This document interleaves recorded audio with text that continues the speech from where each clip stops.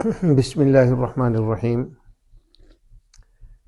سب سے پہلے اللہ سبحانہ و تعالیٰ کا ہم شکر ادا کرتے ہیں کہ اللہ تعالیٰ نے ہمیں یہ موقع عطا فرمایا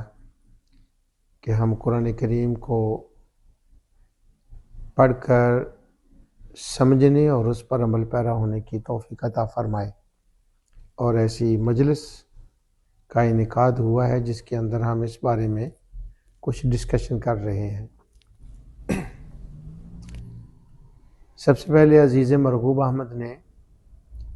یہ بات کی ہے کہ قرآن کریم کے اندر 114 صورتیں ہیں، اور ان 114 صورتوں میں کچھ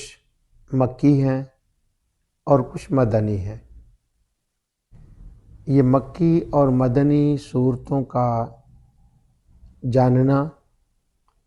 اور ان کو انڈرسٹینڈ کرنا، یہ قرآن کریم کا کہنا چاہیے کہ پہلا قاعدہ، پہلا پرنسپل ہے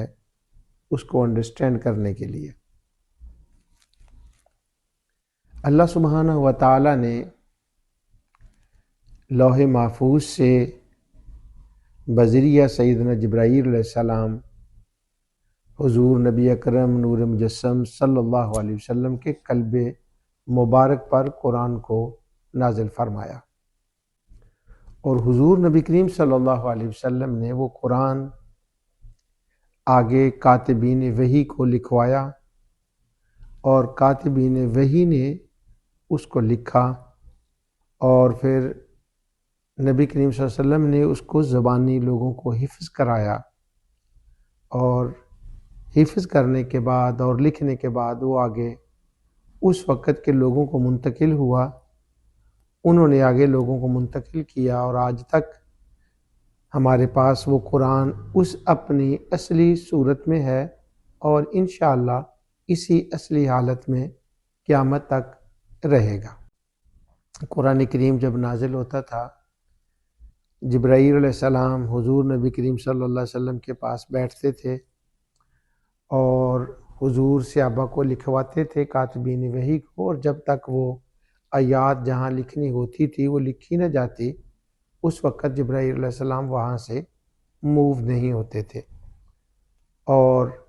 لوگ حفظ بھی کرتے تھے، زبانی یاد بھی کرتے تھے، نمازوں میں بھی پڑھا جاتا تھا۔ اور جہاں تک قرآن کریم کا اس بات کا تعلق ہے کہ وہ نبی کریم صلی اللہ علیہ وسلم کے زمانے میں جمع نہیں ہوا تھا، یہ بات انکمپلیٹ ہے۔ اس کا اصل میں مطلب یہ ہے کہ حضور کے زمانے میں قرآن کریم کی صورتوں کی ترتیب قائم ہو چکی تھی،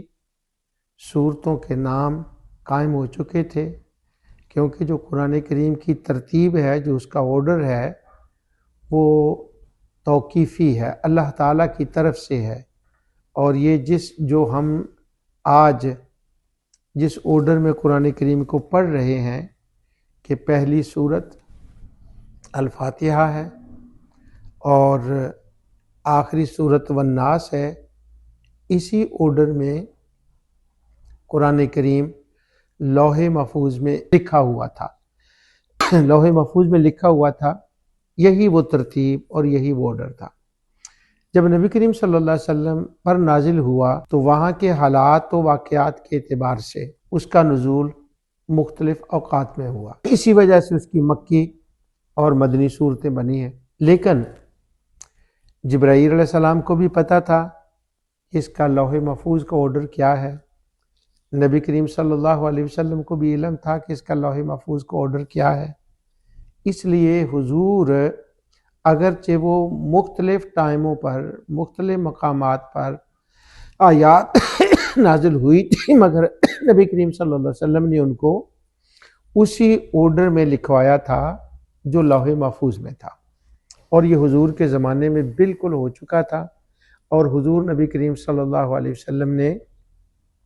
صحابہ کو اسی طریقے سے سکھایا تھا، وہ تلاوت کرتے تھے۔ حضور کے زمانے میں جو جو قرآن نازل ہوتا لوگ اس کو حفظ کرتے تھے، اور جب قرآن کریم کمپلیٹ نازل ہو گیا اس وقت بھی قرآن کے حافظ بھی موجود تھے، تحریر بھی موجود تھی، اور قرآن کریم کو لوگ جلدی تلاوت کرتے تھے کہ ہم جلدی جلدی اس کو فنش کریں، تو نبی کریم صلی اللہ علیہ وسلم نے فرمایا کہ 3 دن سے زیادہ کوئی قرآن کو اس سے پہلے ختم نہ کرے۔ تو ظاہر ہے کہ اگر قرآن کریم کی ایک آرڈر اور ترتیب موجود نہیں تھی تو لوگ ختم بھی نہیں کر سکتے تھے، اور حضور نبی کریم صلی اللہ علیہ وسلم یہ بھی نہیں فرما سکتے تھے کہ 3 دن سے پہلے یا 7 دن سے پہلے کوئی قرآن کریم کو ختم نہ